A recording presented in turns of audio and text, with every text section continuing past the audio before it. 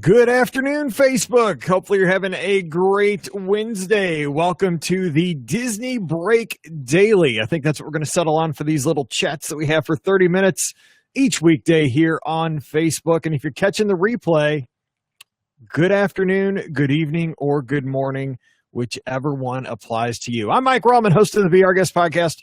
We're going to be here for the next 30 minutes talking about the latest Disney news and all the rumors and all the fun that we have planning our Disney vacations and looking forward to them and remembering all the great memories we made, debating choices we made. Maybe we made some great choices. Maybe we will go back and change some things if we'd like. So we're going to have some fun talking Disney here for the next 30 minutes. But as we do, I want to know where you are. So let us know where you're tuned in, who's there. We can put you up on the screen. We're going to have a good time making a hump day. Mike, having it fun. Disney should always be fun. Let's keep it that way. So let's do that here. Vicky, always first. She's like the kid in the front of the class, always there to please the teacher. Speaking of teaching, kids went back to school today in my school district. First day, Mr. Rahman has not been there since kindergarten. Feels kind of good. I'd rather be here with you guys on Facebook. Living the dream. Here we go. Got Allison here in Florissant, Missouri. Good to see you, Allison. Kevin, what's going on up in Seattle? Hopefully you're not having a rainy day. Let's hope for rainbows and sunshine. We have Patricia, my good buddy. Patricia, thanks for tuning in down in Peru, I believe. See here, Tina's tuned in. Everybody needs a little hump day Disney fix. I like it. Julie, good afternoon. Sue, what's going on? Sue is winning at life. Check out her caption at the bottom of the screen, everybody. Look, she's getting ready to get on an amphicar at the boathouse. I'm sitting behind a microphone in the BR Guest Podcast studios. I love doing this. I'd rather be doing what you're doing. So have fun, Sue. Don't let us know. Hey, Joanne, Celebration Hospital. Hopefully everything's okay. Hopefully you're just visiting somebody, I hope. I don't know about that. I love you guys down there. Dave, hey, good afternoon, Allison. That's right, North County. That's North St. Louis County for all the people not in the metropolitan area. Good afternoon, Rick. How's it going? Holy cow, over 50 days and no rain. Take that. I think it's supposed to rain here tomorrow. Branson, Missouri, down at home of Silver Dollar City, which I've never been to, but I want to fix that right away. Got to also see my good buddy Matt Parrish down in that neck of the woods. See here, Spencer says I'm going to be there for New Year's Eve also. I'm going to try to make it. I don't know if we will, but we'll see. Depends on how the fall goes. Dawn, down in the Carolinas. What's going on? Hey, Zoe, if you're tuned in too. Puerto Rico, what's up, Brazil? Good afternoon. Yadier Molina's from your country. Nicole's there in Indy. You're going to be in Indy in 2 weeks. Scott Gardner, my good buddy up in Lansing, Michigan. What's going on, Scotty? Mike from Kansas. I know, Jody. You know how I feel about Kansas. I'm a Mizzou fan, but I love you out there in Kansas. And that's right. Tony's getting psyched for the Indy Disney Meet in 2 weeks. Just real quick, we want to see you. We're going to be the featured podcast having a great time out at the Indy Disney Meet August 26th, Hamilton County Fairgrounds in Fishers, Indiana, a suburb of Indianapolis. Go to Indy Disney Meet on Facebook to get all the information, but we want to see you there. All right, let's hit the headlines today. I'm going to have to go to the next one, the second one, because I got to find the facts for the first one. First of all, who's excited? Jingle Bell, Jingle Bam coming your way this holiday season down at the studios. They're bringing it back. It was new last year. It was pretty exciting. It grew on me. I didn't exactly like it the first time I saw it at the media event, but I did like it the second time when I went down with my family. This is our break time, right? So I'm going to have my Coca-Cola Zero real quick. I would never do that on the podcast, but these are going to be casual, fun times between friends here talking Disney on Facebook. So Jingle Bell, Jingle Bam, let us know what you think. Are you excited that it's coming back? We are going to get a break from the Star Wars fireworks. So that's something to think about because there's going to be a period at the beginning of the holiday season where they just show Jingle Bell, Jingle Bam. Then during that week of Christmas, they're going to have both. So if you're there during a set amount of times, you can go over to wdwmagic.com. That's where I got this information. And you can see if the dates coincide with your trip. Sometimes they're just going to replace Jingle Bell, Jingle Bam earlier in December and late November. And then for part of the times when it's really crowded, they're going to have both. So you might get to be lucky and see both. Oh, Noblesville, Indiana. I apologize for the Indy Disney Meet, not in Fishers. All right, so Julie says, I didn't get to see it last year, so I'm kind of happy about Jingle Bell, Jingle Bam. I'll say, you know what? It's a cute show. I think my problem with the show was that I didn't see what's the cartoon that came out that the characters are from? Something and Deliver? No. Help me out here. It's something and something. Those characters are from that. But once you kind of see it a second or third time and you can understand the characters and the story, it's something and something. Why am I missing this? Why am I blanking on the characters? I want to say Stand and Deliver. That's not it. That's a teacher story. See there, Priscilla says I'm going to be there Christmas week. It's exciting. There you go. You're going to get to see both shows. You get to see two really good fireworks shows in one night. So that's awesome. See, I love the projection show at Hollywood Studios. Miss Jingle Bell, Jingle Bam, and won't get to see it this year. It's a good little show. It's a fun little show. Prep and Landing. I knew it wasn't Stand and Deliver. Yeah, well, that's how you guys. Thanks. You guys know how many movies I see, and we'll be talking about that here on another story in just a minute. So, so Jingle Bell, Jingle Bam. Are we excited it's back, or do we wish it was only one time? I don't know. I'm glad it's back. They put all that work into it. Let's make it a holiday tradition. Dennis says, I was blown away by the Star Wars fireworks earlier this year. It was amazing. Jingle Bell, Jingle Bam has a tough act to follow. I agree. I think the thing about the Star Wars fireworks is that, and I'm speaking for the most part, and I'm speaking, only from my perspective, but I think this is true of many people, that we have an intimate connection to the Star Wars universe, to the Star Wars characters, to the Star Wars story. So they can project, at this point, Princess Leia up on the spires of the Chinese theater, and we're moved on the inside. We think about all those great movie moments. We think back, Star Wars came out, the original Star Wars, when I was 4 years old. Guys, I'm in my 40s. So I've lived with Star Wars my entire life. So I definitely get taken back to my childhood with Star Wars. I don't think you get that with Jingle Bell, Jingle Bam, because Prep and Landing is a new classic, I guess you could call it. But you're right. I think that everybody's invested in Star Wars where you're not so invested in Jingle Bell, Jingle Bam. But it's a cute little story. It's a cute little fireworks show. And the projections, at this point, we're watching movies on three-dimensional screens. It's really amazing what they can do with that. Will they do both Jingle Bell, Jingle Bam? Let's see, and Star Wars fireworks in November. We couldn't do both last year. Vicky, I think it's just Jingle Bell, Jingle Bam for November. But look at WDW Magic. They have the dates, but they're going to just do one for a while. Okay, Prep and Landing. I will watch that this year. I will make that my homework. Now that I'm not a teacher, I will give myself homework. All right, let's get to the next one. I was reading this article over on touringplans.com. Again, I'm getting all my news articles here from Theme Park News Disney Edition, which we plug every Wednesday on our podcast. Hopefully you enjoyed today's show. It's a great free app, and it gives you just a collection of Disney news to read while you're having breakfast or before bed. So Derek Bergen wrote his Saturday 6 series that he does, and I love it because sometimes they're so bizarre. 6 coolest foods to eat when you're freezing or something. This one was a really relevant one because they took the 6 highest rated Walt Disney World attractions according to the unofficial guide. So let's see if you agree with these. So the top 6 attractions, get them in your head right now. What do you think of the top 6 attractions at Walt Disney World? Let's see if you agree with what they said, what the readers said. I almost need a drum roll here. Number 6, we have Splash Mountain. Coming in number 6, Splash Mountain. Number 5, there's lots of good pictures in this article too. It's at Animal Kingdom. What do you think it is? Number 5 at Animal Kingdom. It is not Everest. It is Kilimanjaro Safaris. Number 5, Kilimanjaro Safaris. Number 4, it's also at Animal Kingdom. Expedition Everest. That's right. You knew that would be on the list. All right. Let's get down to the top 3. Top 3, we're headed to Epcot. It's not Frozen. It's Soarin' Around the World. Soarin' Around the World is number 3. For number 2, we're headed to the studios. Toy Story Midway Mania, the second most popular attraction at Walt Disney World. And number 1, what do you think it's going to be?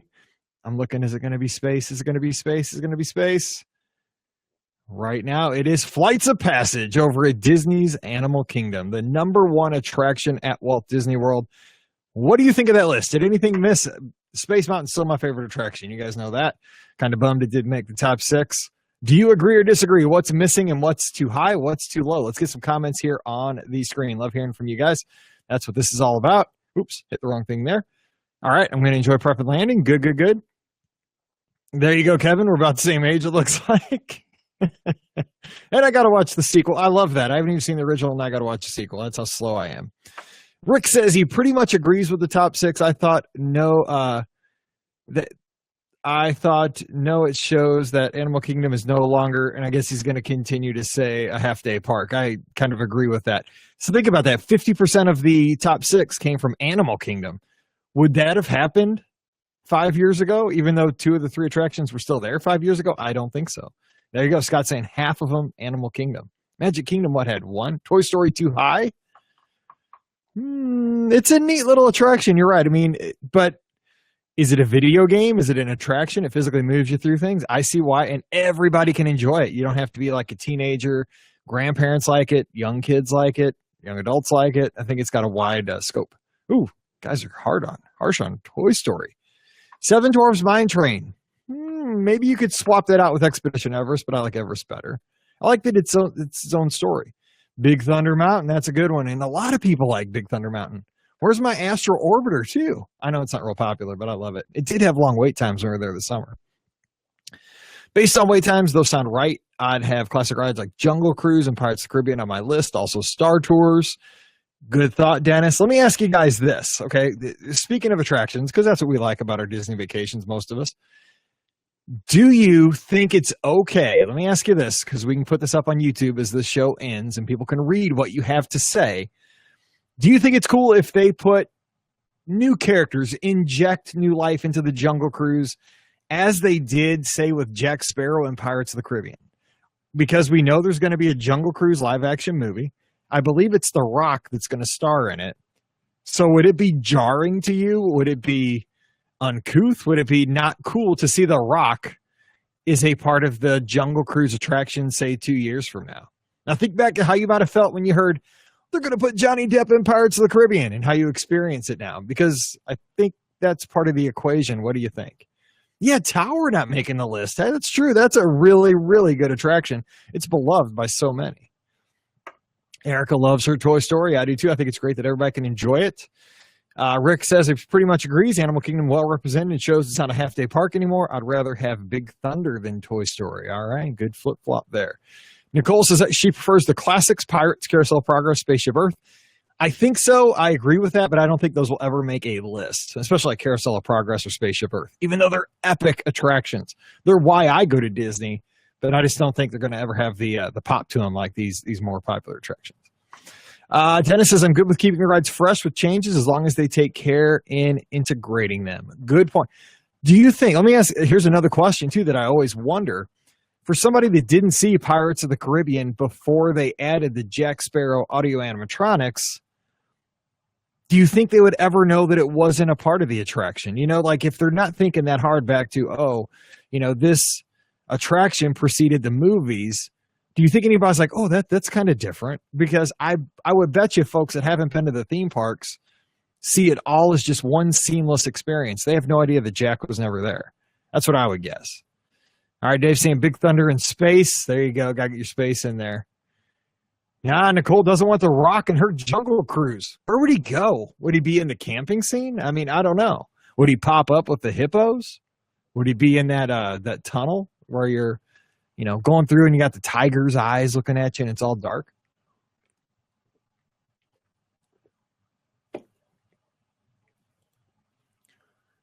Kevin says, no to actors when they inject their politics. I agree. I just like to make the Disney destinations fun. I don't want to think too much. See here, what else? Many think he was always in the ride. The Rock? There is a Rock, I guess. My kids had no idea that, I see what you're saying. My kids had no idea that Jack Sparrow was a recent addition. They love seeing him in Pirates. I think they did that so well. They also did the upgrade to Haunted Mansion years ago now so well. It's true. Eddie Murphy isn't in the Haunted Mansion for a reason. That was a bad movie, even though, I'll be honest, we went and saw it in the theater when Paige was little. We laughed at it. We enjoyed it. I know it was a bad movie, but we liked it. We even bought it on DVD, so it's around here somewhere. You think that would be The Rock? The Rock that's climbing the pole there with the rhino chasing him. That would be a riot. Oh, live on the Amphicar. Brrr, look. To your left, you will see Saratoga Springs Resort, and that's that is the former site of La Nuba. Well, it's there till New Year's Eve. On your right, you will see, T-Rex Cafe, and you'll see the World of Disney. Have a good time. Keep your hands and legs inside the Amphicar at all times. How's that? Sorry, no to the rock. No rock, but you get the backside of water. Dustin says, in terms of depth being included in the ride, it only added, and I don't think it took away from anything. I think Jungle Cruise would be a good ride refresh in terms of jokes, talking points to add from the new movie. I like what you're saying there, Dustin. I like that. But I don't want to lose the classic punny experience that you have on the Jungle Cruise. But you're right. I mean, is it stale? We see it all the time. You know, we're folks that go down quite often. It's always the same jokes, little, variations here, from here to there, from different skippers. But maybe the movie will just kick it in the butt, and that'll become an e-ticket again. Because right now, I don't think it's an e-ticket attraction. It's fun, though. I do it every trip. Priscilla, kind of on the same track there. Rides need new things every now and then to keep them relevant. I agree. Do we want longer lines, though? I do not know. All right, speaking of movies and The Rock. Do you smell what The Rock is cooking? Next, goodbye, Netflix. Hello, Disflix. Did we not just have a big Disflix controversy a couple months ago? I'm not going to get into that today, but what do you think about Disney pulling all movies from Netflix at the end of 2018? It looks like they're going to pull the catalog and all future movies away from Netflix and start their own streaming service. Is this genius on Disney's part? Is this a bad thing? Is it something you will subscribe to? Because say they put it out for $10 a month. Here's what I was seeing on Twitter, and I tend to agree with this. How many subscriptions are we going to get as consumers at $10 a month for the content we want to see? What I'm saying is, right now, if you got Netflix, you're paying your money per month, but you have a wide library of choices. If Disney pulls their product and then you have to subscribe to a separate service to get your Disney movies, plus you're probably not going to quit with Netflix because they have originals and stuff like that. They're kind of living on the originals idea lately. What are we going to do about that? I mean, I'm not a big Netflix. I just watch sports. So it doesn't bother me. You guys know how many movies I see. But how do you feel about Disney starting their own streaming service? They'll have more control, obviously, and Disney loves control. So I don't know. Let's see what you guys say. Allison kind of agrees. Sad about the Netflix change. One more thing to pay for. Nicole says, I would pay Disney for official movies and shows. I would not pay for random streams opposed to live videos and fan-made videos. I agree with that. I don't think that was ever going to fly because you can get that free on YouTube. Why would you pay? Soon they're going to make their own air that you need to breathe when you are there and charge you for it. Let's hope not, Priscilla, because I like my free air. They give you free water still if you ask for it very nicely. They'll give you ice water on a good hot July day. All right, Alfred's all in for the Disney streaming service. He would subscribe. Think about this. Maybe it's an opportunity. I don't know. I always try to look at the positive side of things. You guys have been with us on the podcast for about 10 years, most of you. And if you haven't, this is always the story I always like to sing. I like to think about things as opportunities and positively. Maybe Disney could really have more control, and because of more control and obviously more revenue, because it would be going directly to them, so they're getting the full piece of the pie instead of a part of the pie that Netflix is getting. Maybe that gives them an opportunity to get more creative, create more content, make more relevant content, more specific content. I don't know. I probably wouldn't subscribe because I don't tend to watch a lot of movies or anything like that. But I could see where a lot of people, especially our fans, would like to subscribe. But again, it's another $10 a month. I'm just guessing something like that. At least you'll get the full library instead of just sequels. Good point, because you may get a better experience if Disney controls it. Disney owns ESPN. They'll have their own sports streaming service. Now, I have to pay for ESPN. Sorry, SEC Network. I watch every college football game I can get my eyes on. If they have all the Disney movies, it may be worth it, and I would imagine that would be the selling point, the entire library. Think about that. When they put those movies into the vault, for example, when I was going down to when Seven Dwarfs Mine Train launched and we got invited to the media event, I shouldn't admit this. I had never seen Snow White and the Seven Dwarfs. I wanted to watch it before I went to the media event, so I had some backstory on the attraction. Could not find a copy anywhere. This guy wanted to watch Snow White and the Seven Dwarfs. It was in the vault. It was so hard to find a copy to watch that movie. Dennis says he prefer the Disney stuck with Netflix. I hope this means they'll create new content with it. Again, I think Dennis is on the same page I am. Maybe it's an opportunity. Dustin says there are rumors there might be a Marvel Lucasfilm streaming service on their own. As a fan of all three brands, that is expensive in itself. If Disney just has one service for all three brands and it creates new content, I'm in. Marvel on Netflix has been a game changer. Yeah, that's a good point. If you start making this stuff so specific, okay, you're going to pay $10 Marvel, $10 Lucasfilm, $10 Disney. What if they parse out Pixar? Then no. I think you got to make sure that you're taking care of the consumer. The consumer's your bread and butter, obviously. They could also make great shows like Netflix, but by Disney, and who knows when Marvel and Star Wars may be on it, not Netflix. Netflix, good point. Yeah, what if they made, here's something I wish would come back, and this is just me. What if Disney got back into like the kids game show area? Remember back when they had things on Nickelodeon like Legends of the Hidden Temple and Get the Picture and Global Guts and Double Dare and all those kind of things? I'm trying to think of the other one, Nick Arcade, all those kind of game shows. Kids love those. I love those things. What if Disney did that? I think that'd be a great destination to try something like that. It would be on a streaming service. Well, right now, everything on ESPN streams for free through their app, as long as you have some kind of a content provider like a satellite or cable. So I hope they don't start charging for that. Let's see here. Song of the South, maybe. Legends of the Hidden Temple. All right, let's play a game here. Actually, we're working on a game show for the podcast here on Facebook. I'm working with a famous podcaster that's going to be announced later. We're still getting the logistics figured out, but we're going to have prizes and everything, so stay tuned. You may get to play live once a week here, a game show on the Facebook page. What was the name of the rock that hosted Legends of the Hidden Temple? Not Kirk Fogg. He was the host. Come on, guys. Who watched? What was the name of the rock on Legends of the Hidden Temple that talked? Give us an answer. Who's going to get it? I can't believe nobody's answered yet. What's the name of the rock? He went, oh, yeah. Somebody will get it. Let's see what Vicky says. We'll get back to that answer here in just a second. Maybe they can have different options on what package you get. Just Disney, one price, Disney plus Marvel, and other. Oh, see, I don't know, man. That gets to be like cable TV. You give me too many choices, I stress out. Am I getting the best value? Am I missing out on something because I didn't get the next package? Boom. Dan's our winner chicken dinner. It's Olmec. I think it's Olmec. I think it's Olmec. That's how I said it, but maybe it is Olmec. I don't know. It's the big rock. Let's roll. Nicole says the news release listed ESPN content as being on the new sports streaming Disney service. Bummer. I hope that they don't charge for that. I do not want to pay. I'm already paying for all that at cable, like for SEC Network, ESPN, all that stuff. Ooh, anybody enjoy the Ocho yesterday?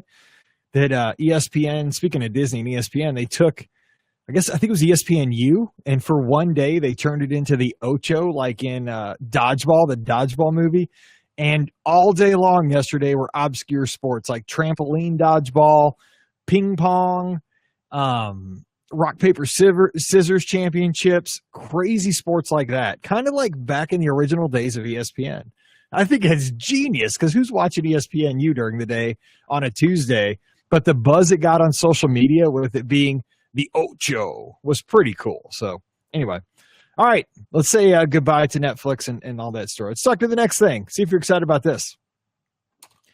How about this mobile ordering of your quick service meals? Started obviously with Be Our Guest probably over a year ago now, and it's been expanding, slowly creeping out into the My Disney Experience app where you can just basically maybe when you're in a queue, you're starting to get hungry, standing in line to experience Big Thunder Mountain, and you decide, man, after this, I'd really like to go to Columbia Harbor House. But if you've ever been to Columbia Harbor House around lunchtime, it's a nut house over there. That place is getting really, really popular, and you may wait 15 minutes to get your order in and to get your food and all that stuff. Now, go right onto the app. You just grab your phone, go onto My Disney Experience, and order. You pay for it right there on the app, and you walk right up to the counter, and your food will be ready. Boom. You get past the lines. You don't have to interact. I guess some people have a social anxiety. I'm all in on this. So what do you guys think about mobile ordering? Is this something you're going to use all the time? Sometimes never. Are you one of those people who like the interactions? So what do you think about this mobile ordering coming to yeah, it was dodgeball. I love that. I love that ESPN laughed at itself on that one. But what do you think about mobile ordering coming to your counter service restaurants? Kim says, I hear you. Did you do the Tower of Terror in 2012? I've done every Tower of Terror. Yes, so I did that one, I guess. Love that race. Missed that race. Oh, I wish Tower was still there. They need to add a Disney dining plan as a payment and applying AP discount in Tables of Wonderland. I think that they're going to have to. They're going to be forced to add the Disney dining plan portion of that equation soon. They'll probably drag their feet on offering the discounts and all that stuff through the app. They will get to it eventually, but think about it. The longer it takes for them to get that, the less discount they're giving. So we'll see. That's a good point, Vicky. I know. They need to get that worked out. But like me, if I'm paying and it's a place where I'm not getting an AP discount, I'm going to use it. That's just me. I'll see it. Another homework assignment for I'll watch Snow White. Yes, I agree. Alfred says he thinks it's great to have mobile ordering for quick service. Here's how I feel about these kind of things. If you don't like it and don't want to use it, you don't have to. It doesn't change anything. Maybe, if anything else, it pulls people out of that line. So I'm a technology person. Like, I love Chipotle simply because I can make my burrito. I like Subway now. I can make my sandwich or my burrito right on my phone. Boom, pay for it and everything. Just walk right in. They hand it to me. I'm out of there in like 30 seconds. Nothing better in my opinion. Dennis says he'll definitely try mobile ordering. Anytime I can save waiting in line is worth it. Again, time you save in line, more time for the attractions and this good stuff.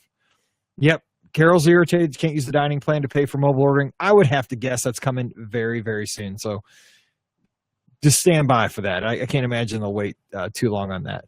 Dustin says he plans to use a mobile ordering marathon weekend, post-marathon for a quick bite. Would love your thoughts on that. I agree. With the marathon ending in Epcot, when I finished my, not dopey, but my very first marathon, my first 26.2, it started raining and it was kind of chilly after the race and I was shaking. And you know how you get after you run that distance, your body starts shutting down. My wife said, you got to have food like right now. Cause we were planning to go to Garden Grill, but she's like, you need something right now. Cause you're kind of, falling out here. So she ran over to Electric Umbrella, got me a big deluxe cheeseburger and I ate that thing in like 10 bites. And so it is a good idea, Dustin, if you're running distances, to have something quick right after you eat. Just replenish those stores. Erica's all in for the mobile ordering. Me too. I think it's great. I love that option, especially if it pulls people away. It kind of balances things out. Yeah, we're not going to talk about the Disney IT department because they may be watching. And let's see. Oh, Erica. Would be great to get a peanut butter and jelly shake via mobile ordering. Let me see if I can find that button right now because it's one of my favorite things anywhere on property. I love the peanut butter and jelly shake from 50's Primetime Cafe, but a little hack. If you can't get in, if you're over in the Epcot resort area, they actually have a really good peanut butter and jelly shake at the Fountain, which I believe is in the Swan, maybe the Dolphin. It's in either the Swan or the Dolphin. I can't remember which one. I always get it mixed up, but it's at the Fountain. Sorry, I had to wet my whistle. All right, and the last story of the day, which I do not have the details pulled up. I'm going to grab this here.